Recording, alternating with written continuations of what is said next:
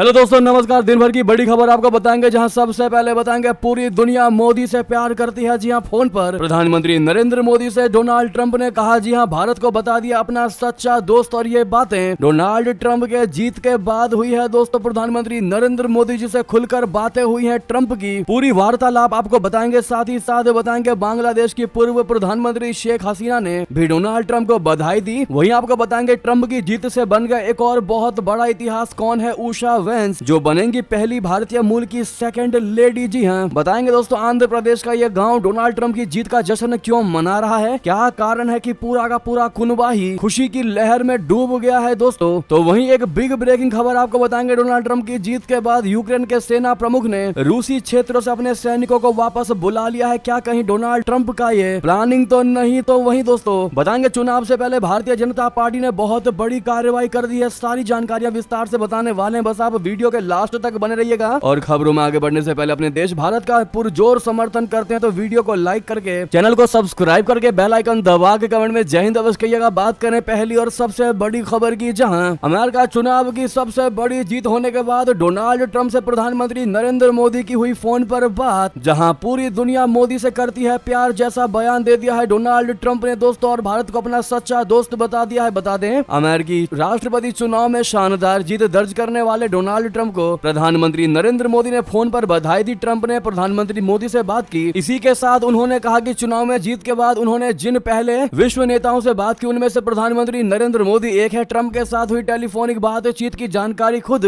प्रधानमंत्री नरेंद्र मोदी ने एक्स पर अपने पोस्ट के जरिए दी है। पीएम मोदी ने अपने पोस्ट में लिखा कि मेरे मित्र राष्ट्रपति डोनाल्ड ट्रंप के साथ बहुत अच्छी बातचीत हुई, उन्हें उनकी शानदार जीत पर बहुत बहुत बधाई। प्रौद्योगिकी, रक्षा, ऊर्जा, अंतरिक्ष और कई अन्य क्षेत्रों में भारत अमेरिका संबंधों को और मजबूत करने के लिए एक बार फिर मिलकर काम करने की उम्मीद है। मीडिया रिपोर्ट्स के मुताबिक दोनों नेताओं ने कहा कि वे विश्व शांति के लिए मिलकर काम करेंगे। दोनों नेताओं के बीच गर्मजोशी भरा व्यक्तिगत सौहार्द टेलीफोन पर हुई बातचीत में भी देखने को मिला। ट्रंप ने कहा कि पूरी दुनिया मोदी से प्यार करती है और उन्होंने भारत को एक शानदार देश और प्रधानमंत्री नरेंद्र मोदी जी को एक शानदार व्यक्ति बता दिया। सूत्रों के हवाले से जानकारी मिली है कि ट्रंप ने यह भी कहा है कि वो मोदी और भारत को अपना सच्चा मित्र मानते हैं। उन्होंने कहा कि जीत के बाद उन्होंने जिन पहले विश्व नेताओं से बात की उनमें प्रधानमंत्री मोदी शामिल है। यानी कि सबसे पहले जीत के बाद प्रधानमंत्री नरेंद्र मोदी से डोनाल्ड ट्रंप की बात हुई। दोस्तों, वाकई में दर्शाता है कि डोनाल्ड ट्रंप और पीएम मोदी के बीच में घनिष्ठ संबंध है, जो भारत के लिए बहुत बेहतरीन आने वाला समय हो सकता है। इतना आप कह सकते हैं कि जो बाइडेन की पार्टी डेमोक्रेटिक पार्टी से तो अच्छे संबंध है रिपब्लिकन पार्टी के भारत के साथ। ऐसे में आप लोग भी दोस्तों कांग्रेचुलेट करना मत भूलिएगा डोनाल्ड ट्रंप को। तो वहीं आपको बता दें, बांग्लादेश के पूर्व पीएम शेख हसीना ने भी डोनाल्ड ट्रंप को कांग्रेचुलेट बधाई किया है, उनकी जीत को ऐतिहासिक बता दिया है। एग्जैक्टली उन्होंने क्या कहा वो हम आपको बताते हैं। हसीना ने ट्रंप के पहले कार्यकाल के दौरान हुए अपने कई सकारात्मक और गर्मजोशी भरे मुलाकातों को याद किया। उन्होंने उम्मीद जताई कि ट्रंप के दूसरे कार्यकाल में बांग्लादेश और अमेरिका के बीच द्विपक्षीय संबंधों में और मजबूतियां आएंगी। हसीना ने अपने दोनों देशों के द्विपक्षीय और बहुपक्षीय हितों को आगे बढ़ाने के लिए फिर से साथ काम करने की प्रतिबद्धता भी व्यक्त की है। तो वहीं आपको बता दें, अमेरिका की सेकंड लेडी बनने वाली है ये भारतीय महिला। आंध्र प्रदेश से है खास कनेक्शन। आखिर कौन है उषा वेंस? बता दें, रिपब्लिकन उम्मीदवार डोनाल्ड ट्रंप ने जिस प्रकार से अमेरिकी राष्ट्रपति चुनाव में बड़ी जीत दर्ज की, ऐसे में इस दौरान उन्होंने अपने साथी उपराष्ट्रपति पद के उम्मीदवार जेडी वेंस और उनकी भारतीय अमेरिकी पत्नी उषा चिलुकुरी वेंस की प्रशंसा की। ट्रंप ने कहा कि मैं बधाई देने वाला पहला व्यक्ति बनना चाहता हूं। अब मैं उपराष्ट्रपति निर्वाचित जेडी वेंस को बधाई दे सकता हूं और उनकी उल्लेखनीय और खूबसूरत पत्नी उषा वेंस को भी बधाई देता हूं। रिपब्लिकन पार्टी के उपराष्ट्रपति पद के उम्मीदवार बनने से पहले 40 वर्षीय वेंस अमेरिकियों के बीच पहले से ही लोकप्रिय थे, क्योंकि उन्हें ओहियो से एक नया रिपब्लिकन सीनेटर चुना गया था और उनके संस्मरण में श्वेत श्रमिक वर्ग की समस्याओं का विस्तार से वर्णन किया गया था। उनकी पत्नी उषा वेंस ने इन सब में उनका साथ दिया। उषा अब अमेरिका की पहली भारतीय मूल की सेकंड लेडी बनने के लिए पूरी तरह तैयार है। दोस्तों, उषा चिकुलरी वेंस अमेरिका के उपराष्ट्रपति निर्वाचित जेडी वेंस की पत्नी है। उनका परिवार आंध्र प्रदेश के गांव वडलूरू से आता है। उनका परिवार 50 साल पहले विदेश चला गया था। 1986 में भारतीय प्रवासी माता पिता के घर जन्मी उषा का पालन पोषण सैन डिएगो में हुआ। वो अमेरिका की एक प्रसिद्ध फर्म में वकील हैं। उन्होंने येल लॉ स्कूल से ग्रेजुएशन किया है, साथ ही येल लॉ स्कूल से जूरिस डॉक्टर की डिग्री भी हासिल की है। और दोस्तों, यही सबसे बड़ी वजह है कि आज आंध्र प्रदेश का यह गांव डोनाल्ड ट्रंप की जीत का जश्न मना रहा है। जी हां, एक छोटे से गांव के लोग अपनी सेकंड लेडी बनने वाली वंशज को लेकर खुशी मना रहे हैं। दोस्तों, एक चीज तो तय है कि अमेरिका में राष्ट्रपति चाहे कोई भी बने, लेकिन राष्ट्रपति के आस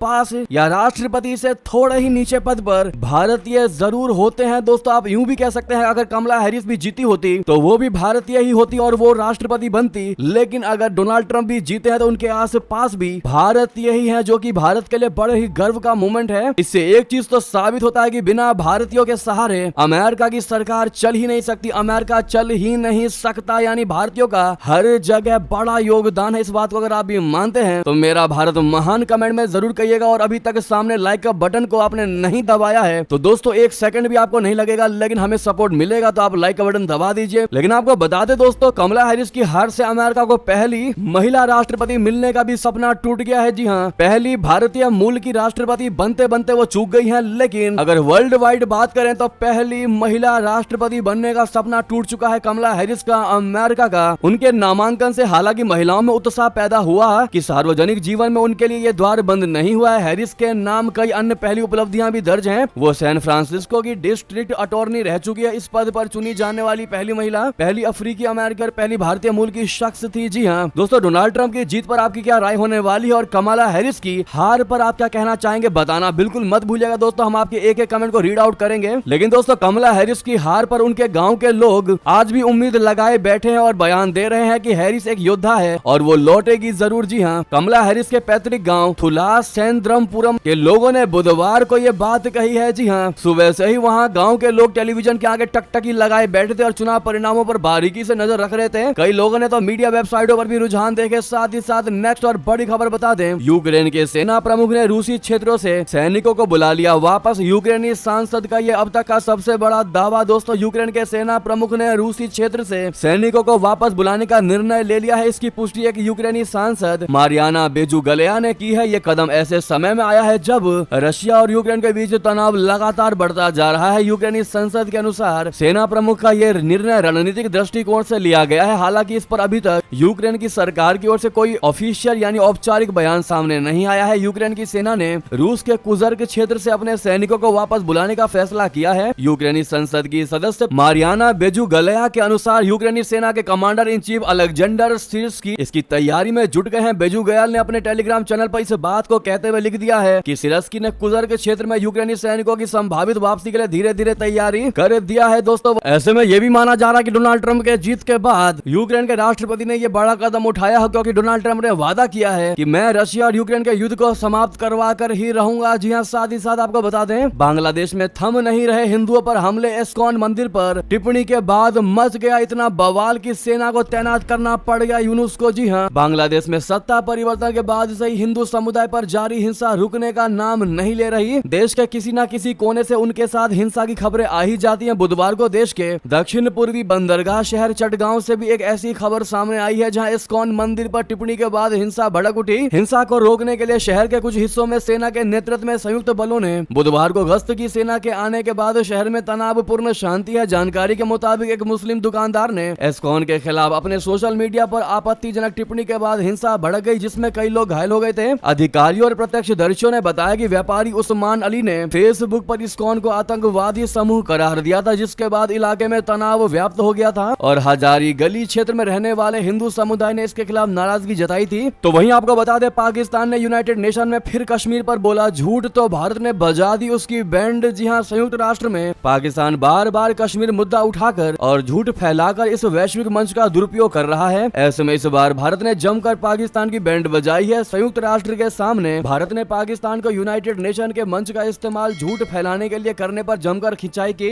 भारत ने इस्लामाबाद की आलोचना करते हुए कहा कि किसी भी तरह का दुष्प्रचार जमीनी स्तर पर तथ्यों को नहीं बदल देगा। सूचना से संबंधित प्रश्नों पर संयुक्त राष्ट्र महासभा की चौथी समिति की आम बहस को संबोधित करते हुए राज्यसभा सदस्य राजीव शुक्ला ने मंगलवार को इस बात पर जोर दिया कि विश्वास, जवाबदेही और सुशासन को बढ़ावा देने के लिए सूचना तक समावेशी पहुंच आवश्यक है। जी हाँ, उन्होंने कहा कि पाकिस्तानी प्रतिनिधि मंडल ने एक बार फिर झूठ फैलाने के लिए इस प्रतिष्ठित मंच का इस्तेमाल किया है। जी हाँ, तो वहीं आपको बता दें, यासीन मलिक की पत्नी ने राहुल गांधी को लिखा पत्र, जेल में बंद अपने पति को लेकर की ये अपील। दोस्तों, जम्मू कश्मीर लिबरेशन फ्रंट यानी JKLF के प्रमुख यासीन मलिक की पत्नी मुशाल हुसैन मलिक ने राहुल गांधी को पत्र लिखा। मुशाल हुसैन मलिक ने लोकसभा में विपक्ष के नेता राहुल गांधी को पत्र लिखकर जेल में बंद अपने पति का मुद्दा संसद में उठाने का आग्रह किया। मुशाल ने दावा किया कि उनका पति जम्मू कश्मीर में शांति कायम करने में अहम भूमिका निभा सकता है। मानवाधिकार और महिला सशक्तिकरण के मुद्दे पर पाकिस्तान के प्रधानमंत्री की पूर्व सहायक मुशाल ने राहुल गांधी को लिखे पत्र में 3 दशक पुराने राजद्रोह मामले में मलिक के खिलाफ जारी मुकदमे की और उनका ध्यान आकर्षित किया है। इसमें राष्ट्रीय अन्वेषण अभिकरण ने उसे मौत की सजा देने का अनुरोध किया है। वहीं बता दें, मंत्री जगत नेगी के बयान पर भड़के राज्यपाल शिव प्रताप शुक्ला, कहा चीन नहीं ले सकता भारत की 1 इंच भी जमीन। जी हां, हिमाचल प्रदेश के राज्यपाल शिव प्रताप शुक्ल ने कहा है कि चीन भारत की 1 इंच जमीन भी नहीं ले सकता। चीन भी ये बात अच्छी तरह जानता है। राज्यपाल शिव प्रताप शुक्ल ने कहा कि भारत सरकार की प्रशंसा विश्व स्तर पर हो रही है, ये भारत की ताकत का प्रतीक है। जी हां, हिमाचल प्रदेश के राज्यपाल शिव प्रताप शुक्ल ने राज्य के राजस्व मंत्री जगत सिंह नेगी के उस बयान पर तीखी प्रतिक्रिया दी जिसमें उन्होंने चीन की ओर से भारत की सीमा पर अतिक्रमण की बात कही थी।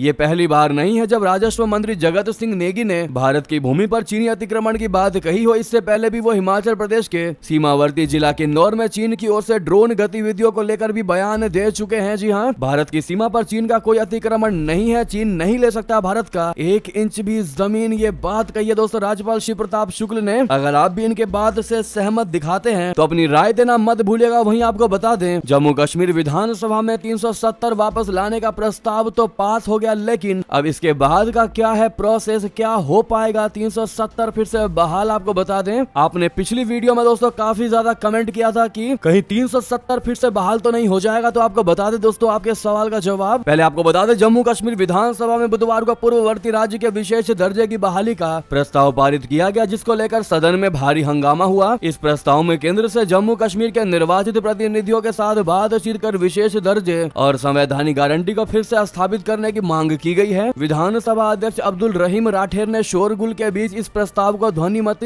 से पारित कर दिया, जिसके बाद सदन की कार्यवाही दिन भर के लिए स्थगित कर दी गई। लेकिन इस प्रस्ताव ने अपने पीछे कई सारे सवालों को पैदा कर दिया, जो आप कमेंट में भी हमसे पूछ रहे थे कि क्या 370 वापस आ सकता है। तो आपको बता दें, हुआ ये था कि 5 अगस्त 2019 को केंद्र सरकार ने जम्मू कश्मीर से अनुच्छेद 370 को निष्प्रभावी करके राज्य को 2 केंद्र शासित प्रदेशों में विभाजित कर दिया था। इसके बाद कई याचिकाएं सुप्रीम कोर्ट में दायर की गई, जिन पर दिसंबर 2023 में सर्वोच्च न्यायालय की 5 जजों की बेंच ने केंद्र के फैसले को बरकरार रखा। इसके बावजूद जम्मू कश्मीर विधानसभा में 370 की बहाली के प्रस्ताव के पारित होने के बाद ये सवाल फिर से उठा है कि क्या अनुच्छेद 370 को वापस लाया जा सकता है। संविधान विशेषज्ञों का मानना है कि अनुच्छेद 370 को फिर से बहाल करना लगभग असंभव है। क्यों है असंभव, बताते 2019 में राष्ट्रपति के आदेश द्वारा संविधान के अनुच्छेद 367 को संशोधित किया गया था, जिसने 370 को हटाने का मार्ग प्रशस्त किया। अब इस अनुच्छेद को बहाल करने के लिए संविधान में संशोधन की आवश्यकता होगी, जिसके लिए संसद के दोनों सदनों में 2/3 बहुमत और देश की आधे से अधिक विधानसभाओं की सहमति चाहिए होगी। ऐसे में अब तो यह लगभग असंभव प्रतीत होता है। अगर आने वाले सालों में केंद्र में सरकार बदल भी गई तो भी इसका रिस्क कोई नहीं उठाएगा। जी हाँ दोस्तों, आशा करता हूँ आपके सवालों का जवाब मिल गया होगा। यानी कि लगभग असंभव है कि 370 को फिर से बहाल किया जा सकेगा जम्मू कश्मीर में। अब इस पर आपकी राय तो दोस्तों बनती है। नेक्स्ट और बड़ी खबर आपको बता दें, जहां रूसी राष्ट्रपति व्लादिमीर पुतिन ने नहीं दी ट्रंप को जीत की बधाई। आखिर क्या है वजह, जहां पूरी दुनिया ने चाहे नेगेटिव चाहे पॉजिटिव बधाई दी है, लेकिन व्लादिमीर पुतिन ने अब तक कोई भी रिस्पॉन्ड नहीं किया है। दोस्तों, रूसी राष्ट्रपति व्लादिमीर पुतिन, जो साल 2016 में ट्रंप को उनके अमेरिकी राष्ट्रपति चुनाव की जीत पर बधाई संदेश भेजने वाले पहले विश्व नेताओं में से एक थे, लेकिन इस बार उन्होंने ट्रंप को मिल रही दुनिया भर से बधाइयों के बीच दूरी बना ली है। इसी के साथ पुतिन ने डोनाल्ड ट्रंप को लेकर चौंकाने वाला बयान दिया। दरअसल पुतिन की ट्रंप की जीत पर बधाई देने के लिए फोन करने की अभी कोई योजना नहीं है। रूस के राष्ट्रपति भवन क्रेमलिन की तरफ से जारी बयान के मुताबिक व्लादिमीर पुतिन ट्रंप को बधाई देंगे। फिलहाल ऐसी कोई योजना नहीं है। क्रेमलिन की ओर से कहा गया है कि वो ट्रंप की नीतियों को देखने के बाद ही उन्हें बधाई देने के बारे में सोचेंगे। यानी कि पहले डोनाल्ड ट्रंप की नीतियों को जांचा परखा जाएगा। अगर व्लादिमीर पुतिन को लगेगा कि ये जीत रशिया के फेवर में है, रशिया के लिए फेवरेबल है, तो डोनाल्ड ट्रंप को बधाई दिया जाएगा, वरना नहीं। जी हाँ, ये कहना है दोस्तों रशिया के राष्ट्रपति भवन का। जी हाँ, इस पर आपकी क्या राय है बताना बिल्कुल मत भूलिएगा। साथ ही साथ अब आपको बताते हैं कि डोनाल्ड ट्रंप की जीत पर चीन समेत भारत के इन 3 दुश्मनों का जीना होगा दुश्वार। जी हाँ, अमेरिकी राष्ट्रपति चुनाव के नतीजे पूरी दुनिया पर असर डाल सकते हैं। वर्ल्ड लीडर्स के साथ ट्रंप के रिश्ते कैसे होंगे, इसको लेकर कयासों का दौर जारी है। ट्रंप युद्ध रुकवा पाएंगे या नहीं, ट्रंप की विदेश नीति क्या होगी, ईरान और चीन के साथ अमेरिका के कैसे संबंध होंगे, इसको लेकर कई घंटों तक चर्चा की जा सकती है। लेकिन ट्रंप की जीत भारत के दुश्मनों पर क्या असर डालेगी? क्या ट्रंप भारत के दुश्मनों से सख्ती से निपटेंगे या फिर डिप्लोमेटिक खेल खेलेंगे जैसा बाइडेन प्रशासन करता आ रहा था? दरअसल मौजूदा समय में अगर पाकिस्तान को छोड़ दें तो भारत के तीन बड़े दुश्मन चीन, बांग्लादेश और कनाडा हैं, जहां बांग्लादेश इस लिस्ट में जुड़ने वाला नया नाम है और उसकी भारत विरोधी बगावत के पीछे अमेरिका का हाथ माना जा रहा था। वहीं अब जब अमेरिका में कुछ ही महीनों में सत्ता परिवर्तन होने वाला है, तो ऐसे में बांग्लादेश के साथ अमेरिका किस तरह पेश आएगा। उधर चीन को लेकर ट्रंप की रणनीति का अनुमान लगाना मुश्किल नहीं है, वो पहले ही कार्यकाल की तुलना में और सख्त रवैया अपना सकते हैं। वहीं कनाडा का खालिस्तानी एजेंडा यूं ही चलता रहेगा या फिर इस पर लगाम लगेगी। भारत का पड़ोसी मुल्क जिसके साथ दशकों तक भारत के संबंध अच्छे रहे हैं, जिसके साथ भारत ने पूरी शिद्दत से दोस्ती निभाई, लेकिन इस साल अगस्त महीने में शेख हसीना सरकार के तख्ता पलट होते ही बांग्लादेश के सुर बदल गए। बांग्लादेश में हिंदुओं के खिलाफ जमकर हिंसा हुई। एक खबर तो हमने आपको पहले ही बताया था आज इस्कॉन को लेकर। तो वहीं मोहम्मद यूनुस की अंतरिम सरकार भारत को आंख दिखाने की जुर्रत करने लगी है। जान बचाकर भारत आई पूर्व प्रधानमंत्री शेख हसीना को जब भारत ने शरण दी, तो यूनुस सरकार के मंत्री धमकी भरे लहजे में बात करने लगे। दोस्तों, ये कहा जाता है कि बांग्लादेश ये सब कुछ अमेरिका की शह पर कर रहा था। जो बाइडेन और मोहम्मद यूनुस की मुलाकात की उस तस्वीर को याद करिए, जब वो यूनुस से ऐसे मिल रहे थे मानो कोई पिता अपने बेटे की किसी उपलब्धि पर उसको दुलार रहा हो। आप देख भी पा रहे हैं स्क्रीन पर वो फोटो। लेकिन दोस्तों, डोनाल्ड ट्रंप बांग्लादेश के साथ किस तरह पेश आएंगे, इसके संकेत उन्होंने दिवाली के मौके पर की गई पोस्ट से दे दिया। ट्रंप ने बांग्लादेश में हिंदुओं के खिलाफ हुई हिंसा और उनकी सुरक्षा का मुद्दा उठाया था। उन्होंने अमेरिका ही नहीं, दुनिया भर के हिंदुओं की रक्षा करने का वादा तक कर दिया था। जी हाँ, खास बात दोस्तों ये है कि डोनाल्ड ट्रंप मौजूदा समय में बांग्लादेश के मुखिया बने मोहम्मद यूनुस को फूटी आंखें भी पसंद नहीं करते, क्योंकि आरोप है कि 2016 के अमेरिकी राष्ट्रपति चुनाव में यूनुस ने ट्रंप के खिलाफ फंडिंग की थी, जिसको लेकर ट्रंप उनसे खासे नाराज थे। तो वहीं दोस्तों, डोनाल्ड ट्रंप के आने से चालबाज चीन के भी बुरे दिन आ चुके हैं। तो वहीं कनाडा की बात करें तो ट्रूडो का एजेंडा धरा का धरा रह जाएगा। जी हाँ, अब ऐसे में दोस्तों, डोनाल्ड ट्रंप की जीत पर आपकी क्या राय होने वाली है? क्या आप वाकई में चाहते थे कि ट्रंप ही जीतते? अपनी राय देना मत भूलिएगा दोस्तों। तो वहीं डोनाल्ड ट्रंप की जीत से ईरान में आर्थिक तबाही की आशंका, स्थानीय करेंसी सबसे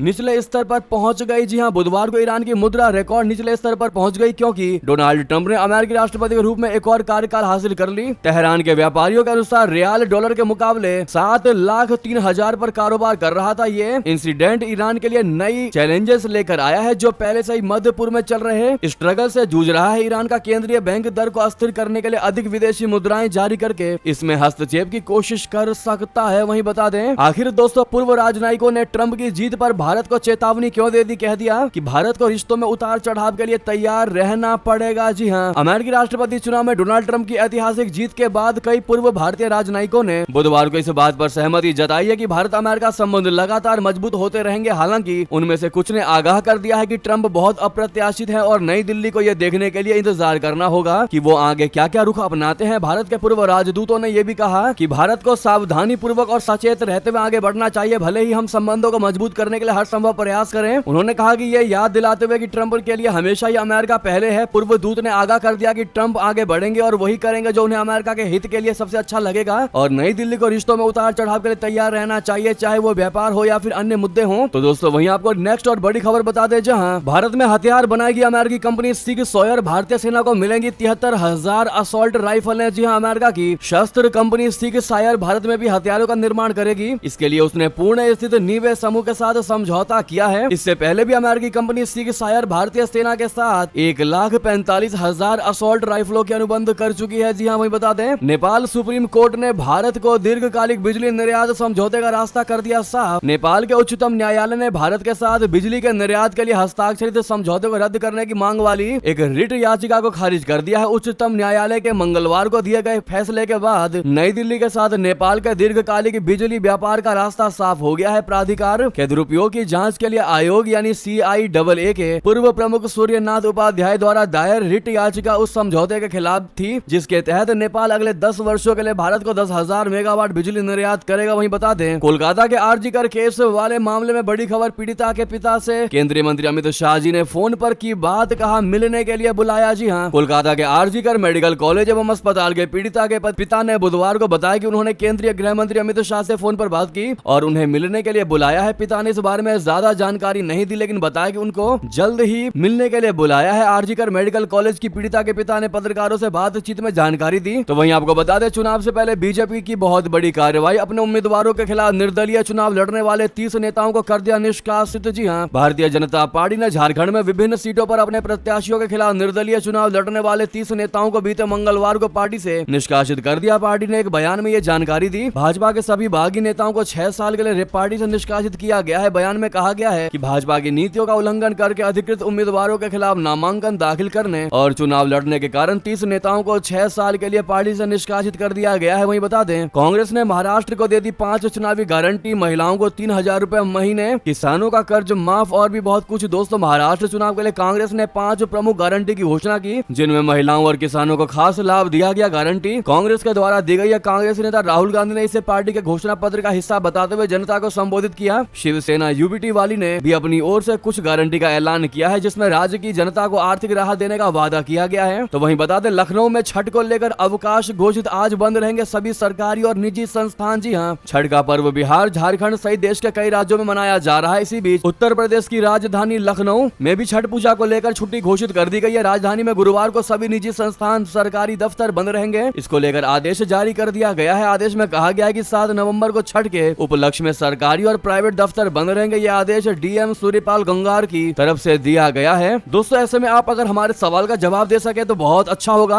हमारा सवाल यह है कि क्यों मनाया जाता है छठ पर्व? इस दिन छठ मैया की पूजा क्यों की जाती है? इस दिन का क्या महत्व है? दोस्तों, अगर आपको जानकारी हो तो कमेंट में जरूर लिखकर बताइएगा। जिसकी जानकारी सबसे बेस्ट लगेगी दोस्तों, हम उसके कमेंट को पिन करेंगे। साथ ही साथ आपको बता दें, हाईकोर्ट का यमुना पर छठ पूजा की इजाजत देने से इनकार कह दिया। ऐसे जहरीले पानी में नहाने से लोग बीमार पड़ सकते हैं। जी हाँ, यमुना नदी के तट पर छठ पूजा करने की अनुमति मांगने के लिए एक जनहित याचिका यानी PIL दायर की गई, जिसमें इस अनुष्ठान पर प्रतिबंध को चुनौती दी गई। हालांकि दिल्ली उच्च न्यायालय ने यमुना नदी के गंभीर प्रदूषण का हवाला देते हुए कोई भी निर्देश जारी करने से इनकार कर दिया। दिल्ली के मुख्य न्यायाधीश की अध्यक्षता वाली पीठ ने इस बात पर जोर दिया है कि लोगों को नदी में पूजा करने की अनुमति देने से स्वास्थ्य संबंधित समस्याएं पैदा हो सकती हैं। उन्होंने हाल ही में हुए एक मामले का हवाला दिया, जिसमें एक व्यक्ति प्रदूषित पानी में डुबकी लगाने के बाद बीमार पड़ गया था और उसको अस्पताल में भर्ती करवाया गया था। इस पर आपका क्या कहना है दोस्तों? अपनी राय अवश्य दीजिएगा। यमुना नदी में छठ मनाने को लेकर तो वहीं बता दें, प्रधानमंत्री विद्या लक्ष्मी योजना को कैबिनेट से मिल गई मंजूरी। क्या है इस स्कीम के अंदर और आपको कैसे मिल सकता है इसका लाभ? बता दें, नरेंद्र मोदी की अध्यक्षता में हुई कैबिनेट की एक अहम बैठक में बुधवार को प्रधानमंत्री विद्या लक्ष्मी योजना को मंजूरी मिल गई है। ये एक नई केंद्रीय स्कीम है, जिसका उद्देश्य देश के मेधावी छात्रों को वित्तीय सहायता प्रदान करना है, ताकि कोई भी छात्र वित्तीय बाधाओं की वजह से उच्च शिक्षा से वंचित न रहे। प्रधानमंत्री विद्या लक्ष्मी राष्ट्रीय शिक्षा नीति 2020 से निकली एक और महत्वपूर्ण पहल है, जिसमें सिफारिश की गई थी कि सार्वजनिक और निजी दोनों ही तरह के उच्च शिक्षा संस्थानों में मेधावी छात्रों को वित्तीय सहायता उपलब्ध कराई जानी चाहिए। जी हाँ, योजना के तहत 7.5 लाख रुपए तक के लोन अमाउंट के लिए छात्र बकाया डिफॉल्ट के 75% की क्रेडिट गारंटी के लिए भी पात्र होगा,